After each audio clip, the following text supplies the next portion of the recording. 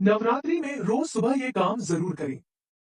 राधे राधे, जय श्री कृष्णा, हर हर महादेव। दोस्तों, इस बार शारदीय नवरात्रि पर बहुत ही शुभ संयोग बन रहा है। इस बार नवरात्रि 7 नहीं 8 नहीं बल्कि पूरे 9 दिनों तक मनाई जाएगी। वैष्णो माता का आशीर्वाद आपके ऊपर बना रहेगा। इस बार नवरात्रि पूरे 9 दिन तक चलेगी। ना तो एक भी दिन काम होगा और ना ही एक भी दिन ज्यादा होगा। पूरे 9 दिन तक माता रानी की सच्चे हृदय से भक्ति की जाएगी। 9 दिनों के नवरात्रि बहुत ही ज्यादा शुभ और मंगलकारी माने जाते हैं और यह अत्यंत ही दुर्लभ होते हैं।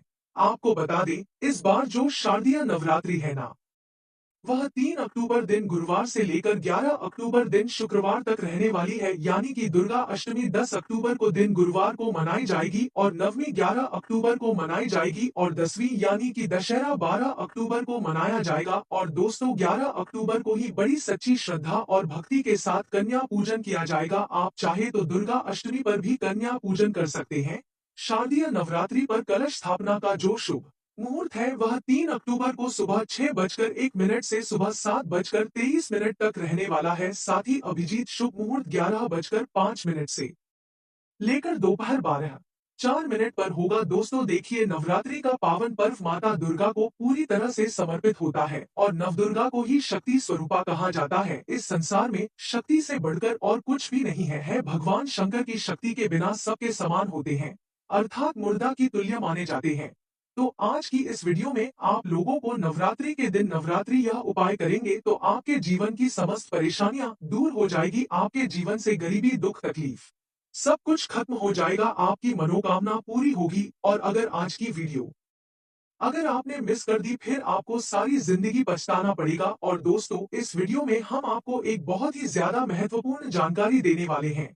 अगर आप इन आने वाली नवरात्रियों में एक ऐसे वृक्ष के बारे में बताएंगे जिसको और आप छूकर आ गए तो आपके जीवन की सारी परेशानियां खत्म हो जाएगी। मात्रा आपको उसे पेड़ को छू कर आना है, इसीलिए आपको इस वीडियो को बिल्कुल भी मिस नहीं करना है। दोस्तों, अगर आपकी भी दुकान धंधे बंद पड़ गए हैं, पैसों की आपके जीवन में परेशानी चल रही है, घर में लोग बीमार रहते हैं, एक दूसरे की आपके घर में बनती नहीं है, एक दूसरे में लड़ाई झगड़ा होता रहता है, शत्रु आपको बहुत ज्यादा परेशान करते हैं, पैसा आने के समस्त मार्ग बंद हो गए हैं, पैसा आता है तो वैसे ही चला जाता है, पैसा बिल्कुल भी आपके पास नहीं रुकता है, दिन भर आपके मन में नकारात्मक विचार आती रहती है या आपके शरीर में आपको आलस बना रहता है। यदि घर में एक के बाद एक मृत्यु होती चली जा रही है, घर आपको खाने को दौड़ता है, घर में संकट लगातार बढ़ती जा रहे हैं, तो इस वीडियो को अंत तक जरूर देख लीजिएगा। दोस्तों, नवरात्रि के पावन पर्व में नवरात्रि के किसी भी दिन हम वीडियो में बताने जा रहे हैं। अगर आपने यह उपाय सच्चे मन से कर लिया तो ऐसी व्यक्ति को धनवान बनने से दुनिया की कोई भी ताकत नहीं रोक पाएगी। धनी बनने के साथ साथ जो भी आपकी मनोकामना है वह भी पूरी हो जाएगी तत्काल। नवरात्रि के समय वह मनोकामना आपको पूरी होती दिखाई देगी। मूर्ख व्यक्ति ही होगा जो इस प्रकार के उपाय को नवरात्रि के समय नहीं करेगा, स्वयं की दरिद्रता लाने का प्रयास करेगा। इसीलिए हम आपको बता रहे हैं कि इस वीडियो को अपने फायदे के लिए और अपने परिवार के फायदे के लिए अंत तक जरूर देखना। दोस्तों, नवरात्रि का पावन पर्व होता है या माता दुर्गा को पूरी तरह से समर्पित होता है और माता दुर्गा की कृपा पाने का बहुत ही अच्छा समय होता है। नवरात्रि के 9 दिन माता रानी हम सबके घर में आ जाती हैं और हम सबके घर में रहती हैं। और समस्त जितने भी वृक्ष हैं, समस्त जितने भी जड़ी बूटियां हैं, समस्त जितने भी तांत्रिक वस्तु है, सब में माता रानी का वास हो जाता है। यह दोस्तों, बिना देरी किए हुए अब इन उपायों के बारे में जान लेते हैं। दोस्तों, हमारे हिंदू धर्म में देवी के अनेक स्वरूप कहे गए हैं, जिसमें वृक्षों को भी मां देवी के स्वरूप कहा जाता है। तो आज मैं आप लोगों को पावन पावनी वृक्ष के बारे में बताऊंगी। नवरात्रि के पावन पर्व चल रहे हैं। नवरात्रि के पावन पर्व में कुछ ऐसे वृक्ष हैं जो कि देव वृक्ष कहे गए हैं, देवी वृक्ष हैं। यह देवी के स्वरूप होते हैं, माता काली के स्वरूप होते हैं। और हमारे धर्म में पेड़ पौधे को देवी देवता मान करके हम इनकी पूजा करते हैं और हमें पूजा भी जरूर करनी चाहिए। साइंस भी कहता है पेड़ पौधे मनुष्य को फ्री में प्राण वायु प्रदान करते हैं और पेड़ पौधे हमें ऑक्सीजन देते हैं और हमारे जो कार्बन डाइऑक्साइड होता है उसे ग्रहण करके सभी जितने भी नकारात्मक चीज होते हैं उसे अपने अंदर में स्वयं सोख लेता है और हमें ताजगी प्रदान करते हैं। तो पेड़ स्वयं तेज धूप में तपता है परंतु मनुष्य को शीतल छाया प्रदान करता है। तो नवरात्रि के समय में कुछ ऐसे पेड़ पौध हमारे धर्मशास्त्र में कहे गए हैं, वो छूने मात्र से व्यक्ति के बंद किस्मत के ताले खुल जाते हैं।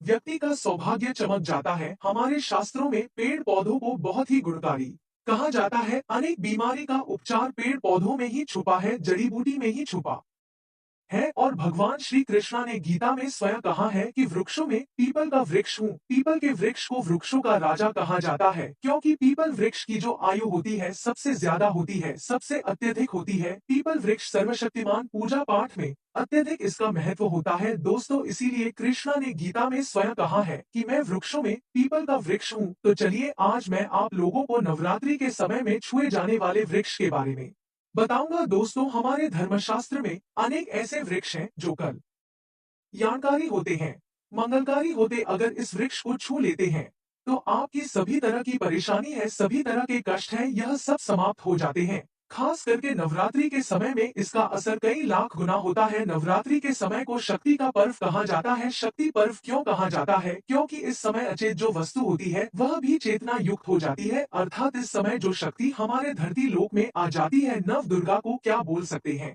हम? शक्ति बोल सकते हैं। तो माता रानी इस धरा पर आती है, इस पृथ्वी लोक पर है। तो जितने भी पेड़ पौधे हैं, जीव जंतु है, चल अचल सभी तरह के जो वस्तु है, यह सब में प्राण आ जाते हैं। इन सब में शक्ति निहित हो जाती है, जागृत हो जाती है। तो इस समय घर के देवी स्वरूप कहे गए जो पेड़ पौधे होते हैं, जाकर के आप इसे छू करके आते हैं तो आपके जीवन की परेशानी है, दुख है, तकलीफ है, कष्ट है, रोग है, बीमारी है, कला है, क्लेश है, जीवन में चल रही बहुत बड़ी समस्या है, सब समस्या समाप्त हो जाती है। काल सर्प दोष, शनि दोष, राहु दोष तत्काल उन पर अपना असर दिखाती है। दोस्तों आज मैं आप लोगों को 3 पौधों के बारे में बताऊंगी और यह तीनों पौधे देव वृक्ष कहे जाते हैं। वीडियो को ध्यान से देखना। अगर आज की वीडियो मिस कर दी तो फिर सारी जिंदगी आपको पछताना पड़ेगा, क्योंकि नवरात्रि ही ऐसा पर्व होता है, एक ऐसा समय होता है, केवल 9 दिनों के भीतर में आपको लंबी पूजा पाठ करने की जरूरत नहीं पड़ती। केवल 9 दिनों के भीतर में ही आप अपनी समस्या को, आप अपनी गरीबी को स्वयं अपनी आंखों के सामने समाप्त होते हुए देख सकते हैं। मैं जिस वृक्ष की बता रहा हूँ, यह सारे वृक्ष आपको अपने घरों के आसपास में बहुत ही आसानी से मिल जाएंगे। दोस्तों वीडियो में आगे बढ़ने से पहले, जानकारी बताने से पहले, अभी तक कमेंट बॉक्स में जय माता दी नहीं लिखे तो जय माता दी जरूर लिखना। जब आप हमारे कमेंट बॉक्स जय माता दी लिखते हैं तो हमें काफी हर्ष होता है, काफी उल्लास होता है। आप हमारी वीडियो को लाइक करते हैं तो हमारा मनोबल बढ़ता है और आप सभी लोगों के लिए इस सारा ज्ञान भरी जो अच्छी जानकारी होती है, आप सभी लोगों के लिए उपाय बताती हूँ, जो उपाय बहुत ही सरल होते हैं, बहुत ही आसान होते हैं और यह राम बाण काम करते हैं। जिस तरह आज प्रभु के जो बाण होते हैं अचूक होते हैं, उसी तरह आज मेरे वीडियो में बताए गए जो उपाय होते हैं अचूक होते हैं, कभी भी बेअसर नहीं होते हैं। तो वीडियो को ध्यान से देखना। कौन से ऐसे 3 वृक्ष हैं जिसे हमें छू करके नवरात्रि के समय में जरूर आना चाहिए? एक खास बात सभी दर्शकों को बताना चाहूंगी, नवरात्रि के समय में जितना ज्यादा हो सके देव वृक्ष की पूजा जरूर करना दोस्तों। देव वृक्ष में कई तरह के वृक्ष होते हैं। चलिए मैं आप लोगों को बताना चाहूंगी कौन से वृक्ष को छूने से हमारी गरीबी मिटती है। दोस्तों सबसे पहले उपाय है कि आपको सबसे पहले लेने हैं पीपल के पत्ते। इस प्रकार से आपको पीपल के पत्ते ले लेने हैं। उसके बाद आपको 5 प्रकार की मिठाइयां लेनी है, जैसे कि हमने वीडियो में आपको बताया। दोस्तों ध्यान रखना कि आपको 5 प्रकार की मिठाइयां लेनी है। कोई भी मिठाई ले सकते हैं, जरूरी नहीं कि महंगी दुकान से ही, को जो नॉर्मल किराने की दुकान पर मिल जाती है वह भी मिठाई ले सकते हैं। लेकिन 5 प्रकार की मिठाई लेनी होगी, जिसे हम पंचभोग भी कहते हैं। इसे हमारे धर्म शास्त्रों में पंचभोग बोला जाता है। तो 5 प्रकार की मिठाई लेने के बाद अब आपको दूसरी चीज लेना है एक लोटा जल। एक लोटा तांबे के लोटे में साफ एवं स्वच्छ जल भर लेना है। अब यह उपाय कैसे करना है, कब करना है दोस्तों, नवरात्रि के कौन से टाइम करना है, तो इसकी जानकारी जानते हैं। इससे पहले आपसे विनती है कि अगर अभी तक आपने वीडियो को लाइक नहीं किया तो वीडियो को लाइक करके चैनल को सब्सक्राइब करके पास वाली बेल आइकन को जरूर दबा लेना और कमेंट बॉक्स में जय माता दी लिखकर इस वीडियो को अपने दोस्तों के पास भी जरूर शेयर कर देना। तो आपको यह दोनों चीजों को ले लेना है, यानी कि 5 प्रकार की मिठाई, पान के पत्ते और 1 लोटा जल। अब आपको चले जाना है पीपल के वृक्ष में के पास। अब आपको वहां जाकर क्या करना है और आपको कौन सी कामना को लेकर चढ़ता है, इस वीडियो में बताऊंगा। तो सबसे पहले तो पीपल के पेड़ के नीचे जाना है। तो आपको पीपल के वृक्ष को हाथ जोड़कर निवेदन करना है कि है पीपल वृक्ष या फिर है वर्षों के राजा, इस प्रकार से आपको प्रार्थना करनी है कि मेरी गरीबी हटाइए, मेरे दुखों को दूर करिए। जैसे आपका दुकान धंधा चौपट हो गया है, चलता नहीं है बंद हो गया है, तो कहना है मेरे प्रभु, मेरे दुकान धंधे बंद हो गए हैं, जो चल नहीं रहे हैं, आप कृपा करें कि अच्छी सी चलना शुरू हो जाए, ग्राहकों की भीड़ लग जाए। इस प्रकार से आपको प्रार्थना करनी है। पैसों की किल्लत है तो बोलना है कि महाराज हमारे घर में पैसे नहीं आते हैं, माता लक्ष्मी हम आपको ले आने के लिए आए हैं, आप हमारे साथ हमारे घर पर चलिए। इस प्रकार से आपको प्रार्थना करनी है, क्योंकि पीपल के वृक्ष में माता लक्ष्मी तथा भगवान नारायण का वास होता है। नवरात्रि के समय यह पूर्ण रूप से जागृत अवस्था में ही रहते हैं, इसीलिए नवरात्रि को जागरण का दिन भी कहा जाता है। नवरात्रि के समय जो भी उपाय करते हैं, टोने टोटके करते हैं, उसका रिजल्ट आपको तत्काल ही देखने को मिल जाता है। तो आपको क्या करना है, एक लोटे जल को आपको पीपल की जड़ में डाल देना है। यह उपाय शाम के समय करना है, ध्यान से सुना, और सूर्यास्त से पहले यह उपाय कर लेना है। तो शाम के समय में करना है, एक लोटे जल को उसकी जड़ में डाल देना है, आपको मनोकामना बोलते हुए जल को चढ़ा देना है। फिर एक लोटा जल डालने के बाद अब पीपल की जड़ में दूसरा आपको करना है 5 प्रकार की जो मिठाइयां आपने ली थी माता लक्ष्मी को भोग के लिए चढ़ा देनी है। पीपल के पेट में ही 5 प्रकार की मिठाइयां रख देनी है और इसे भोग के लिए माता लक्ष्मी को चढ़ा देना है। दोस्तों यह बहुत ही जबरदस्त उपाय है, पावरफुल उपाय। इस उपाय से स्वयं माता लक्ष्मी के गढ़ जो होते हैं और स्वयं माता लक्ष्मी जी आपके घर में प्रवेश कर जाती है। आपके घर में इस टाइम से माता लक्ष्मी आपके पीछे आना शुरू कर देती है। अगर आप सात्विक इंसान हैं, वास्तव में अगर आपके घर में धान की कमी है, तो जो सेका है माता लक्ष्मी की वह आपके घर में आएंगे, देखेंगे और तत्काल माता लक्ष्मी को जाकर बता देंगे कि वास्तव में वह जो मनुष्य आया था उनके घर में धान की तकलीफ है, माता उनके घर चलिए। इस प्रकार से आप देखना कुछ दिनों के भीतर में यह उपाय कारगर साबित होगा। आपकी निर्धनता गरीबी आपके जीवन से चली जाएगी। आपकी दुकान धंधे बंद पड़े हैं तो वह भी चलानी शुरू हो जाएंगे, पैसों की कीमत खत्म हो जाएगी, घर में लोग बीमार पड़ रहे हैं तो वह बीमार पादना बंद हो जाएंगे। दोस्तों पहला जो वृक्ष है वह है दोस्तों यह शमी का वृक्ष है। शमी के वृक्ष को जगदम्बा के स्वरूप कहा गया है। जो शमी के वृक्ष हैं यह स्वयं जगदम्बा के स्वरूप है। इस पर स्वयं मां जगदम्बा स्वयं साक्षात विराजमान रहती है। और कोई भी व्यक्ति अगर संध्या काल में नवरात्रि के समय में इसके नीचे में धूप दीप जलाता है, धुआं दिखता, तो उनकी सभी तरह की परेशानी दूर होती है। धर्मशास्त्र कहते हैं अगर कोई भी नवरात्रि के पूरे समय में हो सके, अगर आप एक दिन भी करना चाहे हैं तो आप यह उपाय एक दिन भी कर सकते हैं, पंचमी या सप्तमी के दिन कर सकते हैं। तो हमारे धर्मशास्त्र में कहा गया है अगर नवरात्रि के समय में लाल चूड़ी अगर कोई भी व्यक्ति मनोकामना बोलते हुए शमी के वृक्ष में बांधे तो वह मनोकामना की पूर्ति होती है। लाल चूड़ी अगर कोई भी महिला जाकर के बांधती है तो उन्हें सौभाग्य हासिल होती है, उनके पति की भी अकाल मृत्यु नहीं होती। इसकी जड़ में सिंदूर डालने से व्यक्ति को आरोग्य हासिल होती है। जो लोग लंबे समय से बीमार पड़े हैं, ऐसे व्यक्ति के जो घर में रहने वाले सदस्य हैं, वह लोग जो बीमार पड़े हैं उनके शरीर से 7 बार सिंदूर को उतारा करके शमी की जड़ में डाल सकते हैं तो उनके रोग जल्दी ठीक हो जाएंगे। जो लोग लंबे समय से बीमार पड़े हैं या फिर आप बीमारी से बचना चाहते हैं, निरोग रहना चाहते हैं, तो इसकी जड़ में सिंदूर जरूर डालें। मनोकामना पूर्ण करने के लिए मैं एक मंत्र बता रही हूँ। इस मंत्र को बोलते हुए शमी के वृक्ष को छूना है। आप तत्काल नवरात्रि के समय में इसका रिजल्ट देखना। जैसे ही नवरात्रि समाप्त होगा आपकी जो मनोकामना है उसकी पूर्ति हो जाएगी, आपकी जो दरिद्रता है वह दरिद्रता समाप्त हो जाएगी। तो मंत्र कौन सा है, तो आपको बोलना है मम मनोरथ पूर्णी मम चिंता चूर्णी नमो। यह मंत्र आपको बोलना है। यह मंत्र बोलते हुए शमी के वृक्ष को छूना है। सभी तरह के आपके मनोरथ की पूर्ति होगी। जो दरिद्रता है दरिद्रता समाप्त हो जाएगी। शमी को छूते हुए मंत्र आपको बोलना है। आप चाहते हो तो नवरात्रि के समय में मौली धागे भी शमी के वृक्ष पर बांध सकते हो। अधिकतर लोग मौली धागे बांधते हैं।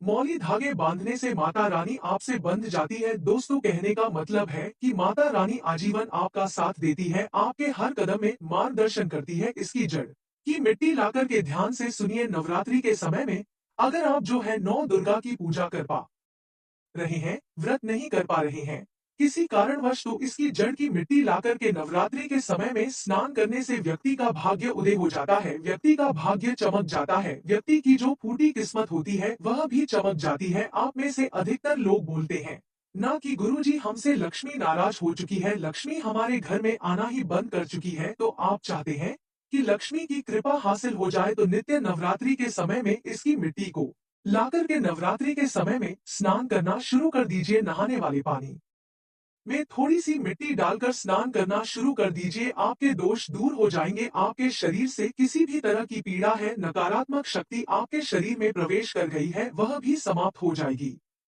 दोस्तों, मैं पौधे के बारे में जो बता रही हूँ वह पौधा भी जान लीजिए। मैं जो दूसरे पौधे के बारे में बता रही हूँ, पहला जो वृक्ष है बेल का वृक्ष, जो बेल का वृक्ष है यह वृक्ष माता पार्वती के पसीने से उत्पन्न हुआ है। स्कंद पुराण में बताया है जो माता पार्वती है यह देवी स्वरूप कही गई है, अर्थात यह 9 दुर्गा के स्वरूप कही गई है। तो स्कंद पुराण की कथा में कहा गया है जो बेल का वृक्ष है माता पार्वती के पसीने से उत्पन्न हुआ है। इसकी डाली में माता पार्वती, जड़ में ब्रह्मा, तने में विष्णु एवं समस्त जो हिस्से हैं उसमें भगवान शंकर जी बसते हैं। संध्याकाल में शिव मंदिर के समीप या 9 दुर्गा मंदिर के समीप जो बेल के वृक्ष है इसके नीचे में घी का दीपक जलाने से व्यक्ति गुणवान एवं पराक्रमी बनता है, व्यक्ति के सभी मनोरथ की पूर्ति होती है। हमारे धर्मशास्त्र यह भी कहते हैं नवरात्रि के समय में अगर कोई भी व्यक्ति, जी हाँ, नवरात्रि के समय में अगर कोई भी व्यक्ति बेल के वृक्ष को माता नवदुर्गा का ध्यान करते हुए 7 बार छू करके आ जाते हैं, तो ऐसे व्यक्ति की तत्काल, अगर उपवास व्रत रखा है, ध्यान से सुनिए, जो लोग उपवास व्रत रखे हैं ऐसे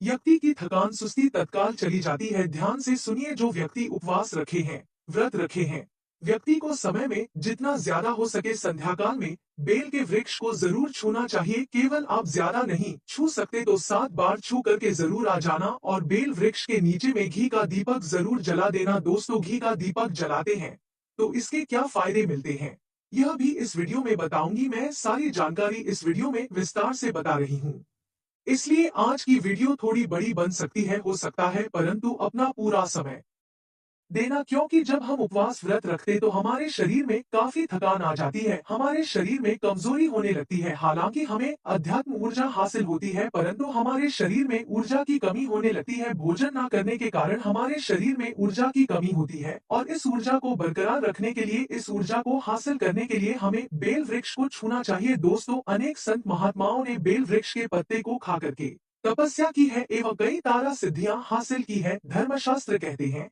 अगर नवरात्रि के समय में बेल के पत्ते खाए जाए तो जो व्यक्ति लंबे समय से जो मंत्र के जाप कर रहे हैं, सिद्धि हासिल नहीं हो पा रही है, फिर कुछ आप सिद्धि को हासिल कर रहे हैं, जो सिद्धि आपको काफी लंबे समय से हासिल, बेल के पत्ते खाने से वह सिद्धि जल्दी हासिल होती है। इसके नीचे घी का दीपक जलाने से हमें सिद्धि की हासिल होती है। सिद्धि का मतलब होता है कार्य में सफलता। तो जो लंबे समय से आपके कार्य नहीं हो पा रहे हैं, उस कार्य में नवरात्रि के समय में जितने भी दिन हो सके, जब भी आपको समय मिले तो शाम के समय में घी का दीपक जरूर जला देना। और सुनिए, अगर कोई भी व्यक्ति नवरात्रि के अगर बेल वृक्ष की जड़ में दूध चढ़ाते हैं तो सभी तरह के व्याधि दूर होती है। अगर सिंदूर युक्त गंगा जल चढ़ाते हैं तो व्यक्ति की गरीबी मिटती है। अगर तिल चढ़ाते हैं बेल वृक्ष के जड़ में तो सौभाग्य हासिल होता है। और अगर बेल वृक्ष के तीनों पत्तों में, दोस्तों, त्रिदेवी कही गई है, जैसे कि महाकाली, महालक्ष्मी, महासरस्वती, तो अगर बेल के जो 3 पत्ते हैं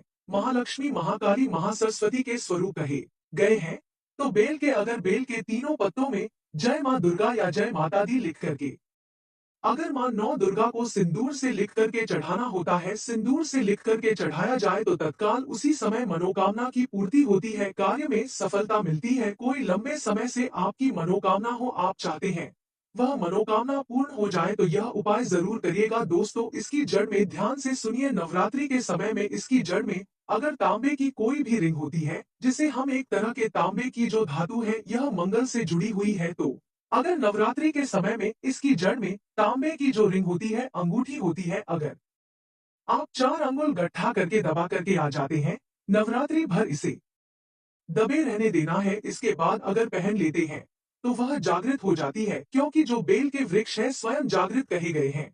और नवरात्रि के समय में इसकी जो शक्ति होती है, इसकी जो ऊर्जा होती है, अत्यधिक बढ़ जाती है। फिर अगर आप इस तरह की अंगूठी को पहनते हैं तो कभी भी आपको रक्त संबंधी समस्या नहीं आती, शनि का दोष नहीं सताता, राहु की पीड़ा नहीं सताती और नौ दुर्गा की कृपा से सदैव आप सुरक्षित रहते हैं। ऐसे व्यक्ति की कभी भी अकाल मृत्यु नहीं होती है।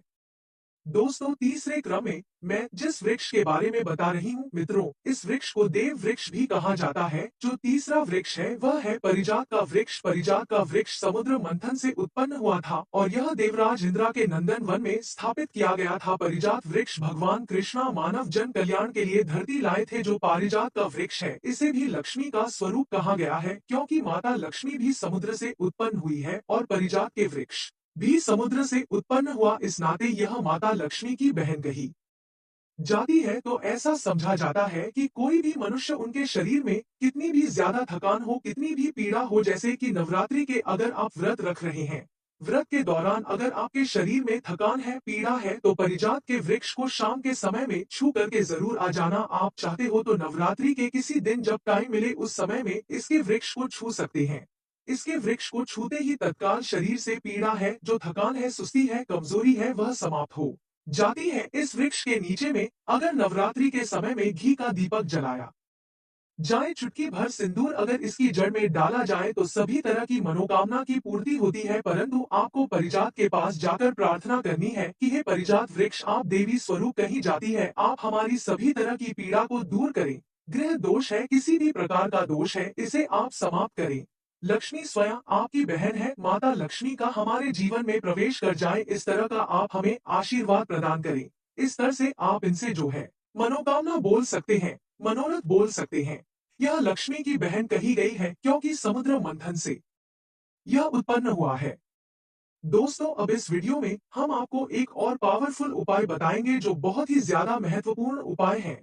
इस उपाय को करने से आपके जीवन में घंटी तकलीफ खत्म हो जाएगी। आपके जीवन में गरीबी निर्धनता चल रही होगी तो वह भी खत्म हो जाएगी। अगर आपकी दुकान या व्यापार है जो कि धीमा पड़ चुका है, जो पूरा नहीं चल रहा है, तो वह भी चलने लग जाएगा। आपके जीवन से पैसों की किल्लत खत्म हो जाएगी। घर में लोग अगर बीमार रहते हैं तो वह भी बीमारी खत्म हो जाएगी। आपके परिवार में हर एक सदस्य में प्रेम बढ़ता चला जाएगा। शत्रु स्वयं ही आपके जीवन से नष्ट हो जाएंगे। पैसा आने का मार्ग खुल जाएगा, आपके घर में टिकेगा। दोस्तों, आप यह उपाय रविवार को छोड़कर किसी भी दिन कर सकते हैं।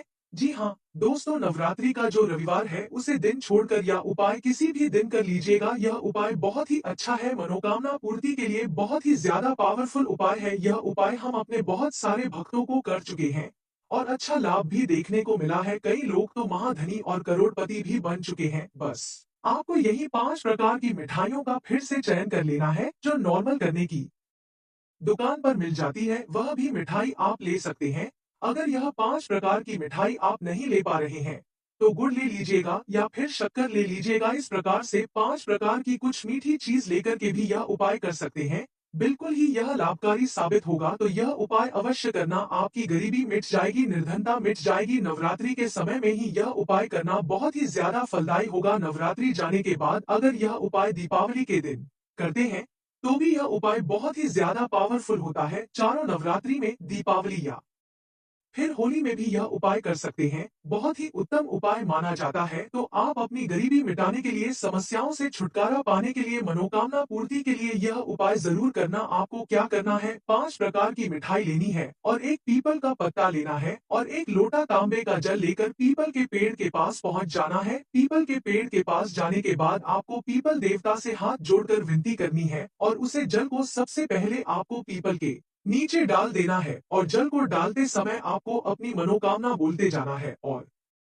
मनोकामना बोलने के बाद आपको जो 5 प्रकार की मिठाइयां ली थी उसको पेड़ के जड़ में, यानी कि पीपल के पेड़ के नीचे पीपल के पत्ते पर रख देना है। दोस्तों, अगर आपने इतना सा उपाय कर लिया तो आपको बहुत ही ज्यादा लाभ देखने को मिलेगा। आपके जीवन की सारी परेशानियां दूर हो जाएगी। तो अगर आप भी जल्द धनवान बनना चाहते हैं, आपके जीवन में कोई मनोकामना है जो अधूरी रह गई है, तो हमने 3 वृक्ष के बारे में बताया है। इन 3 वृक्ष को नवरात्रि के समय में छूना शुरू कर सकते हैं।